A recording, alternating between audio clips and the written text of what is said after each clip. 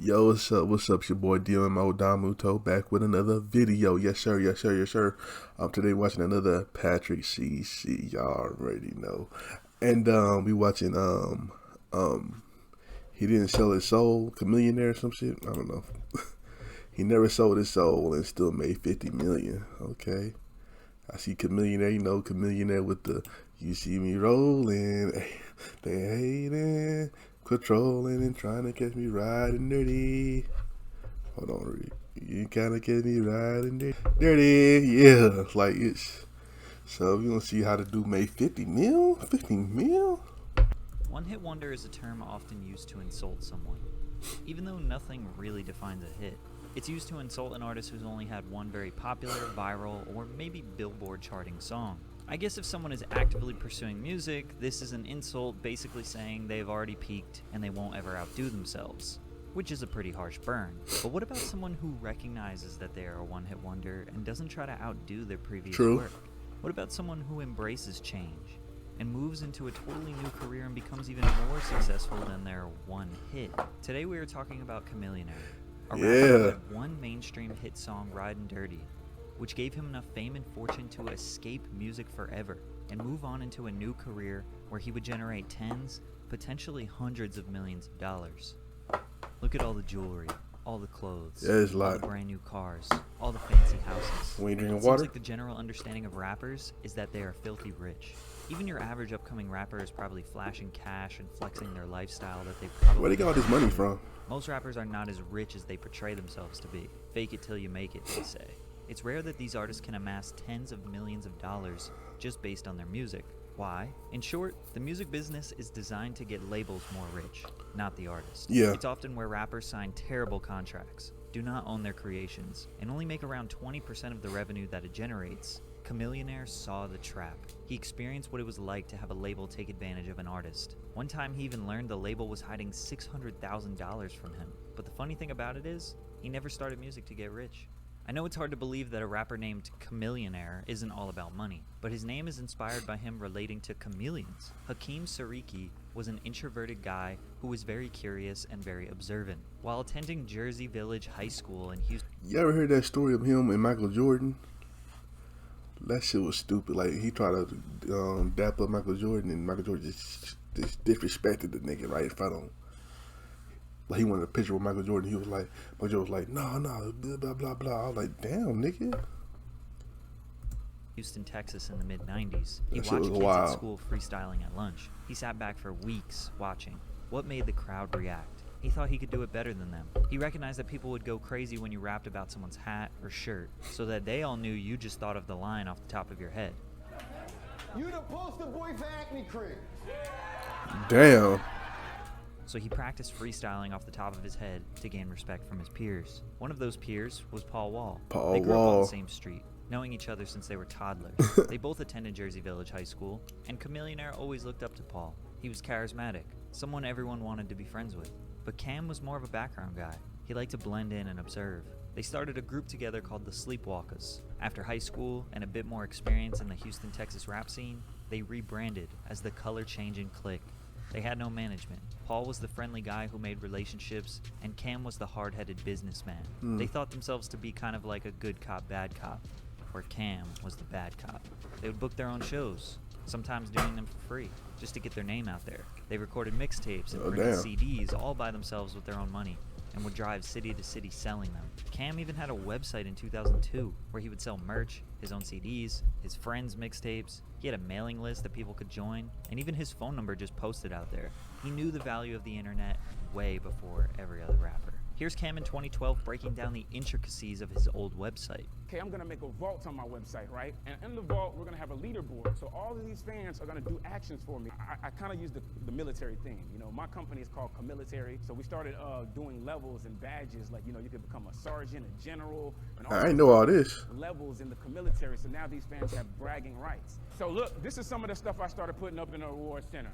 I put up a mixtape Messiah plaque. This is one of my mixtapes. I went and made a plaque for it. I've got the original painting from my second album. I've got the jacket I wore in the Riding Dirty video. The reward actually gets sent to the fan. The fan sends me the picture. I upload the picture for everybody, and he brags to everybody like, haha, look at me with the plaque. The independent grind was rare at a time where most aspiring artists were focusing on getting noticed by a record label or another poppin' rapper. But all the major labels were based in New York or LA, so in Houston, Texas, they had to make their own way. Little by little, city after city, Cam watched his fan base grow in front of his eyes. All that grind, losing money for years, paid off in 2002 with the release of their first album, Get Your Mind Correct, which sold over 150,000 copies and was nominated by The Source as Independent Album of the Year. This album is a Texas classic and brought the duo to new heights. Unfortunately, all this grind and success just brought more animosity between the two. They each had different ideas for how to continue their careers, so they decided to part ways. Paul went back to the legendary Swishahouse label and collective, whereas Chamillionaire focused on being his own boss and building a solo name. He released his legendary mixtape Messiah in 2004, which was a 3-disc record with 60 songs. This went on to sell 40,000 copies independently. He started his MySpace page in 2004 and had millions of page views. At this point, he had a forum on Chamillionaire. I didn't know Chamillionaire had all this. 4,000 registered users. People would just go on here and chat about anything, like a private social media site. He had an email list with tens of thousands of fans who he could directly market his mixtape to. Not only was he willing to do the real-life grind of handing out mixtapes, but he also understood the value of social media and connecting with his fans online before it was normal. He started a custom car shop called Fly Rides. Most rappers are not buying the cars you see in their videos. They rent them for one day for thousands of dollars. True. Cam had tons of connections to rappers who needed cars, so he bought a bunch of them, customized them Texas style, and rented them to his rapper friends. Or if they wanted to splurge and buy one, he would be the guy they would go to customize their rides. He started a modeling agency called Masterpiece Mindframe, where he would get hip-hop video. This is a businessman for real. I didn't know all this. He started the Victory Tour Bus, where he would buy luxury tour buses with internet, cable televisions, showers, and rent them to his artist friends when they needed to hit the road. Cam was making big independent moves, but he knew he needed a major label if he wanted to have a monumental impact on hip-hop. He started his own label, Chamillionaire Entertainment, and landed a joint venture with Universal Records. A joint venture was one of the hardest partnerships to get in the early 2000s. Because he already sold 100,000 records independently, he had leverage. Plus, he visited literally every single other label and told them that he was comfortable with leaving without getting a deal. So Universal had no choice but to give him a good deal. At that time, most rappers signed royalty deals for a lump sum. Let's say 500,000, with an 80-20 split favoring the label. But that sum is a loan, so they have to pay it back. The label would typically own the masters as well. Once a song or album generates 500 grand, which in 2004 would be around 38,000 sales, with the average album cost being $13, the artist is no longer in debt, but will only earn 20% of the revenue. However, typically with a JV, you and the label are 50-50 partners. The label doesn't give you an advance unless you want it, but they spend all the money for producing, mixing, and marketing the album. Basically, they take all the financial risk and split the reward in half with the artist. Chamillionaire's first album, The Sound of Revenge, released in 2005. This is the Sound of Revenge. Y'all remember that song? My brother had the CD. I remember playing that shit. He like, this is the Sound of Revenge. You remember that shit? Chamillionaire fans don't know that shit, man. Chamillionaire fans don't know that shit. That was on the same shit as Riding Dirty. I remember that. Its first 2 weeks. If they sold it at an average of $13, that's $10.4 million. If the album cost $1 million to make, which is very possible considering the wide variety of producers and features on the project, he still would have generated $4.7 million in 2 weeks. By the end of 2005, The Sound of Revenge secured 1.5 million copies sold, but the single from the album, Ridin', would go on to change his life. Ridin' debuted at number 88 on the Billboard Hot 100 February 26, 2006, which was 8 weeks after the album dropped. It slowly climbed higher and higher on the charts until June 28th, 4 months later. It peaked at number 1 and stayed there for 2 weeks in a row. The song sold 3.2 million ringtones, making him the first multi-platinum mastertone artist in history. Yes, before Soulja Boy. He won the Grammy Award for Best Rap Performance by a Duo or Group. Even Weird Al Yankovic's parody of his song, White and Nerdy, peaked at number 9 on the Billboard Hot 100 and was Al's first platinum record. It's safe to say that Ridin' was the hottest rap song of 2006. It was a hit. Nigga that just in the game to get some I didn't know he money, winning man. Grammy That's for my that story, shit. man. And, you know, Hey, shout out to get Chamillionaire. my family out of poverty and you know, watch my family living good, and I did that, and people respect that. So Cam's mission was very clear: get some money and get his family out of poverty. He made millions of dollars from riding in his album because of his joint venture. His deal was so good, he probably made more money off this song and album than most artists do in their whole careers. There was no rush to keep dropping music. He did mixtapes for the passion and to keep his relevance, but his eyes were set on something much bigger. His sophomore album, Ultimate Victory, went gold. He had a couple singles that did well, but nothing near the level of Ridin'. Like I said, he didn't need to work as hard selling records because he made more money from a gold record than someone who went. I remember the second platinum. CD But for too. the next few years, he just did whatever he wanted creatively. He stayed in touch with his fan base through MySpace, Ustream, Twitter. Most people give Soulja Boy the credit for being the internet rapper, but Cam was way ahead of Soulja Boy. He just doesn't brag about it. Cam tried to educate his peers. Hold on, They thought he Soulja was Boy. annoying. He tried to teach them some game.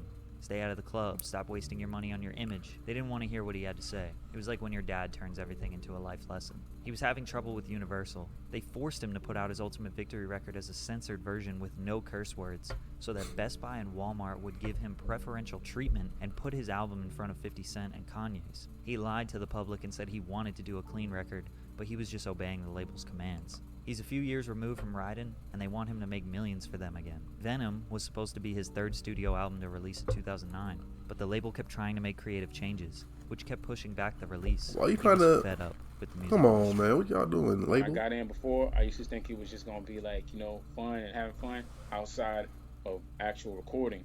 Like, it's the person that understands business that's the most successful. This was Cam's mindset in 2009. He started attending tech conferences because he was a real-life example of using technology to make millions. He sat in the back rows, blending into the crowd like a chameleon, listening, observing. As more time went on, he made connections. Eventually, he got to be a speaker at a conference in LA to talk about how he used social media to advance his music career. One of the tools he used was Say Now. Say Now was a service where artists and celebrities could give out a phone number to their fans, and the fans could call or text the don't know what that artist. is. Soulja Boy famously put his Say Now number in the song Kiss Me Through the Phone. Chamillionaire would connect the Say Now executives with the rappers that they wanted to work with. He was so valuable to Say Now that they gave him a little % ownership in the company. Cam was shocked. Okay. Ownership? After the company sold to Google for, quote, tens of millions of dollars, Cam knew his future was not in music.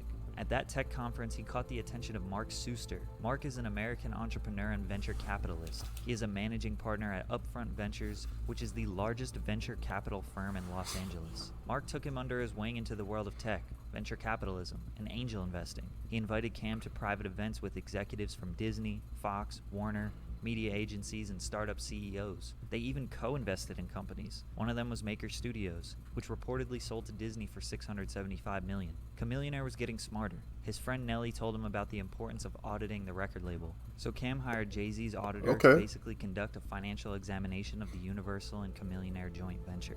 Turns out they were hiding $600,000. $600,000. In 2011, Cam wanted out of his deal after not being able to release his third album for 2 years. He told the label if they didn't end his partnership, he would teach every artist on their roster how to do an audit and find out how much money the label was withholding from them.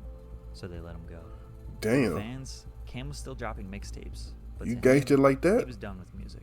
He was ready to dive into the tech world. He got his friends, Big Boy from Outkast, Trey Songz, E40, all to get interested in this entrepreneurship world. In 2015, he became an entrepreneur in residence at a VC to immerse himself more in the tech world.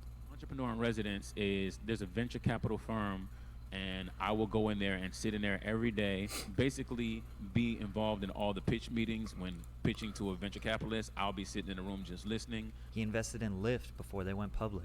Lyft obviously became the second biggest ride-sharing app to this day. He invested in Cruise, which was an autonomous vehicle company that was acquired by General Motors for over $1 billion. He invested in the doorbell company Ring, which was acquired by Amazon for over $1 billion.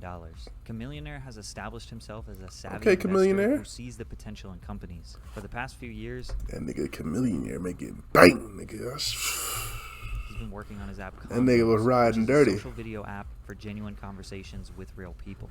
Today, Chamillionaire is invested in over 60 companies, one of them being a hot sauce company, Sienna Sauce. His portfolio is diverse, not just focused on big tech.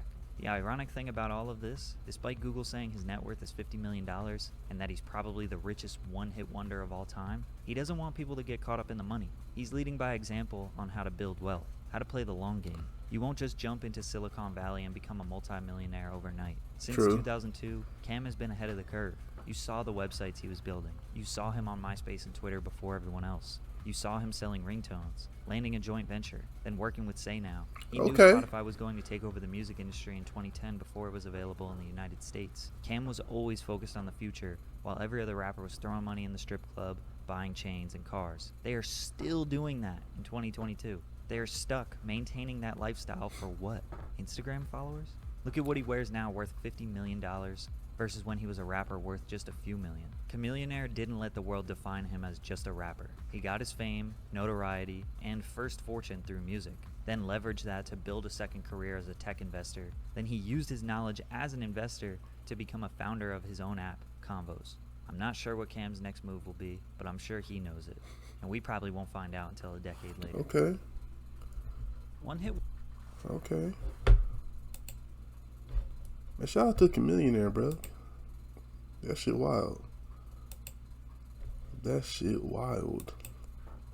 I never knew that shit. Yeah, I do remember. I do remember his albums and songs. I remember he got more than one hit. Well, of course, Ryan was his major #1 hit. But yeah, man, he had more than one hit. Come on, man. That album. He had some bangers on the album. But yeah, man. Be smart with your money, man, because it's you see Chamillionaire, man, like he didn't fall for that trap, man. Like, you know what I'm saying, that artist trap where you gotta go to the strip club and spend the money and stuff like that. So you gotta, you know what I'm saying, be smart with your money, invest. You know what I'm saying, like Chamillionaire leading by example. You know what I'm saying. I like that, man. A black man making it. I like it, man. Anyway, you like my reaction? Make sure you like, comment, and subscribe. And I'll catch y'all next time. Peace.